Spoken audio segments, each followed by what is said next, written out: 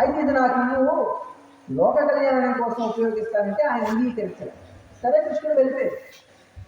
ఈ లోపుగా సత్రజిత్తుకి ఇద్దరు తమ్ముళ్ళు ఉన్నారండి. ప్రసేనజిత్ అని చెప్పి ఆయన ఏం చేశాడంటే, ఇది చాలా విశేషం కదా, నేను ఒక్కసారి పెట్టుకుంటానని చెప్పి అన్నగారి లేని సమయంలో ఆవరణాన్ని తీసి నట్లో వేసుకున్నాడు. సరే వేటకు వెళ్ళాడు. అక్కడ ఒక సింహం ఈ ప్రసేనజిత్తుని సంహరించింది, ఆవరణ పట్టుకెళ్తాడు. ఒక జాంబవంతుడు వచ్చి సింహాన్ని సంహరించి ఆవరణాన్ని తాను పట్టుకెళ్తాడు. ఈ లోపల ఆవరణము కనబడలేదు, తన తమ్ముడు కనబడలేదు అని చెప్పి సత్రజిత్ ఏం చేశాడంటే, విష్ణుడు నన్ను ఆవరణం అడిగాడు, నేను ఇవ్వలేదని చెప్పి ధరించినటువంటి నా తమ్ముడిని సంహరించి ఆవరణం పట్టుకెళ్ళిపోయాడని చెప్పి నింద వేయించాడు. ఇప్పుడు ఎంత నింద వేశాడంటే అందరికీ చాటికి వేయించాడు. ఏ స్థితికి వెళ్ళిందంటే ఆఖరికి బలరాముడు కూడా అన్నా నువ్వు చేసే ఉంటావు, ఎందుకంటే చోరత్వం నీకు ఒక సహజ లక్షణం, ఎక్కడ దాచావో చెప్పు అని అడిగాడు. అంటే అంత నిందకు లోనైపోయాడు. ఇప్పుడు ఆయన ఏం చేయాలండి అర్జెంటుగా? వినాయక చవితి నాడు మనం ఏం చేస్తాం? కథ చదువుతాం, అక్షంతలు వేసుకుంటాం, ఎందుకంటే చంద్రుడిని చూసినటువంటి దోషం నివృత్తి జరగాలి. ఇప్పుడు కలియుగంలో మరీ ఇంకా ఇబ్బంది కాదండి, అదొక మోడర్న్ ఫ్యాషన్.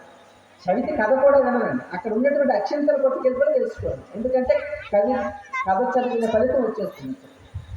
కృష్ణుడికి నింద వస్తే ఆయన ఏం చేయాలి? అర్జెంటుగా వినాయక వ్రతకల్పాన్ని 5 రూపాయల పుస్తకాన్ని షార్ట్ కట్లో తీసించుకొని, ఎందుకంటే మనకు సమయం ఉండదు.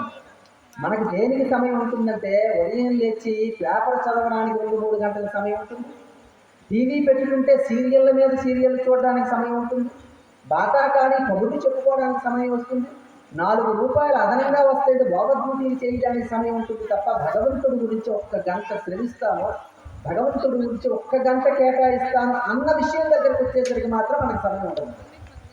ఎవరికి ఇబ్బంది లేదు, ఎప్పటికీ నీకు బాగుండొచ్చు, కానీ భగవంతుడి కథ యందు ఆసక్తి లేకుండా మొరాయించి తిరుగుతున్నటువంటి మీకు ఏదో ఒక రోజు దీని ఫలితం అనుభవించి తిరుగుతాను. ఎందుకంటే చూడండి, ఒక వస్తువు తయారవ్వాలంటే ఆ వస్తువుని ఎలా వాడాలో అలా వాడాలండి. దానికి స్థాయి దాటి వాడితే అది పాడైపోతుంది. అలాగే మనుష్య శరీరం ఇది మనం తెచ్చుకున్నామా? ఏమండి, మనుష్య శరీరం ఇప్పుడు మీరు కానీ నేను కానీ ఎవరైనా సరే ఈ లోకంలో మనకు మనంగా పుట్టామా? మనకున్నటువంటి ఒక ఆలోచన ఏంటంటే స్త్రీ పురుషుల కలయిక వలన సంతానం కలుగుతుంది అని చెప్పి మనం అనుకుంటాము.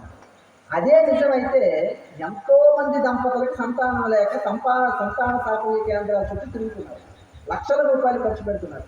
మరి వాళ్ళ సంసారం చేయట్లేదా? అంటే సంతానం కలగడం మన చేతుల్లో ఉంటే అందరికీ సంతానం ఉండాలి, ఏది అవ్వట్లేదే. అంటే అది భగవంతుడి యొక్క కృప జరగాలండి. అంతర్లీనంగా మనకు తెలియకుండా, అంటే మన ఒక ఉపకరణాలు. సంతానం కలగాలి, సంతానం కలగకపోవడం అనేది దేని మీద ఆధారపడి ఉంటుందంటే మనం గతంలో చేసినటువంటి కర్మలను బట్టి ఆధారపడి ఉంటుంది.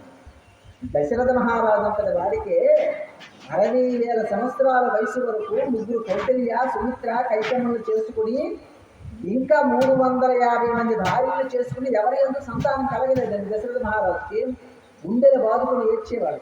అరే, ఇక్ష్వాకు వంశం ఎంతవరకు ఆచంద్రాకం వర్ధిల్లింది, ఇక్కడ నుంచి దశరథ మహారాజుతో సింహాసనం ఆగిపోతుంది. రేపు పొద్దున పితృదేవతలు ఏమంటారు? ఎంత పాపం చేసావురా, సింహాసనాన్ని ఖాళీగా చేయించావు, వంశాన్ని ఆపేవని చెప్పి రేపు పొద్దున్న నాకు నిందావాక్యం వస్తే ఎవరు సమాధానం చెప్తారని చెప్పి ఎంతో మొరాయించేవాడు. అందరూ కీర్తించేవాడు. ఇంటికి వచ్చి పడుకునేసరికి అమ్మ అనేవాడు కానీ నాన్న అనేవాడు కానీ ఇంటిలో లేకపోతే ఆ బాధ తల్లి తండ్రికి వర్ణనాతీతం. రోజు వచ్చి భార్య దగ్గర మొరాయించి ఏడ్చేవాడు.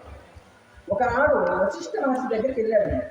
ఏమయ్యా, ఇంత ధార్మికంగా పరిపాలన చేస్తున్నాం, ఇక్ష్వాకు వంశం అంటే ఏం మామూలు వంశమా? సాక్షాత్తుగా బ్రహ్మ నుంచి వచ్చినటువంటి వంశం, ఎందుకు ఆగింది వంశం ఎక్కడితో అని చెబితే ఆయన దివ్య దృష్టితో చూశాడు, తపస్సుతో చూస్తే ఆయన శ్రవణ కుమారుడు అనే ఒక పండితుడిని చంపినటువంటి పాపం నీకు చుట్టింది. ఇప్పుడు ఆ శ్రవణ కుమారుడు చనిపోతూ ఆ తల్లి తండ్రి పుట్టి వాళ్ళు ఏమన్నారంటే, కొడుకుని చితికి మీద పేర్చి ఎన్నాళ్ళకి మాకు సంతానం కలిగి ఎన్నో పూజలు చేస్తే పూజల ఫలితంగా సంతానం వచ్చింది, ఇప్పుడు నువ్వు నిష్కారణంగా శబ్దదేవి అనే విద్య ద్వారా అంటే దాన్ని పరీక్షిద్దామని చెప్పి దానం పెట్టాడు. ఆయన చనిపోయాడు. ఇప్పుడు నా కొడుకుని చంపావు, కొడుకు లేకపోతే మేము బ్రతకం అని చెప్పి కొడుక అనుకుంటూ వాళ్ళు ప్రాణాన్ని విడిచిపెట్టారు.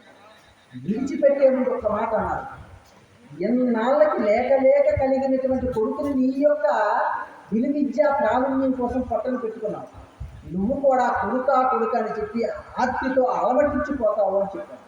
అంటూ ఇంకొక మాట, ఒకవేళ సంతానం కలిగిందా, ఆ కొడుకుని నీ దగ్గర లేకుండా ఏ కొడుకు లేక మేము అల్లాడిపోతున్నామో ఆ కొడుకు కోసం అల్లాడి తెచ్చిపోతాము, శాపవాసం. అది ఆ శ్రవణ కుమారుడి యొక్క శాపం నీకు తగిలిందయా, ఇప్పుడు ఆ శాప నివృత్తి చేసుకుంటే తప్ప నీకు సంతానం కలగదని చెప్పాడు. ఇప్పుడు ఏం చేయాలి?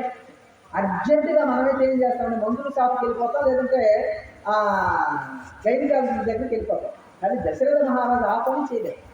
ఇప్పుడు ఈ పాపం ఉంటుండగా నాకు సంతానం కలగడానికి కావాల్సినటువంటి మందు వేసుకుంటే అది పనిచేయదు. ఇప్పుడు దీన్ని ముందు తీసేయాలి అని చెప్పి అశ్వమేధ యాగాన్ని చేశాడు. ఎన్నాళ్ళు చేశాడు? సంవత్సరం పాటు చేశాడు. సంవత్సరమై ఖండించలేదు అంటే మహర్షులు ఎంతవరకు చెప్తారో అంతవరకు చేశాడు. ఎంత దయతో ఉండేవాడంటే అన్నం పెట్టేటప్పుడు కూడా ఇంతకన్నా పెట్టలేకపోతున్నానని చెప్పి సిగ్గుపడి పెట్టేవాడు. మనం 1000 రూపాయలు గుడికిచ్చామంటే 1000 ఫోటోలు కావాలి, 10 సార్లు పేపర్లు వేయించుకోవాలి, 10 సార్లు అనౌన్స్మెంట్లు జరగాలి.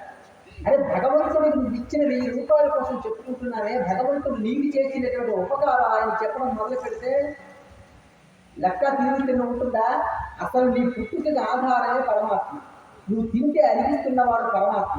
ఒక్క పూట ఆయన అరిగించడం మానేస్తే ఎన్ని మాత్రలు వేసుకోవాలి? ఆహారం తింటే ఇప్పుడు చూడండి, అసలు మనిషి బ్రతుకు చావు ఎక్కడుందండి? భగవంతుడు ఎక్కడున్నాడు అని చెప్పి అన్నమాచార్యులు అడిగితే ఆయన చెప్పినటువంటి మాట ఒక్కటేనండి, భగవంతుడు అన్నవాడు 7 కొండలెక్కి ఆనంద నిలయంలో 8 అడుగుల విగ్రహ రూపంలో లేడయా? భగవంతుడు ఎక్కడున్నాడు? ఒక మనిషి చావు, ఒక మనిషి పుట్టుకి ఆధారం భగవంతుడు. ఇప్పుడు ఒక మనిషి బ్రతికున్నాడు అంటే దాని అర్థం ఏంటంటే, నేను ఉపన్యాసం చెప్తున్నాను, మీరు అందరూ వింటున్నారు. బ్రతికి ఉన్నామంటే అర్థం ఊపిరి తీసి విడిచిపెడుతున్నామంటే బ్రతికున్నామని.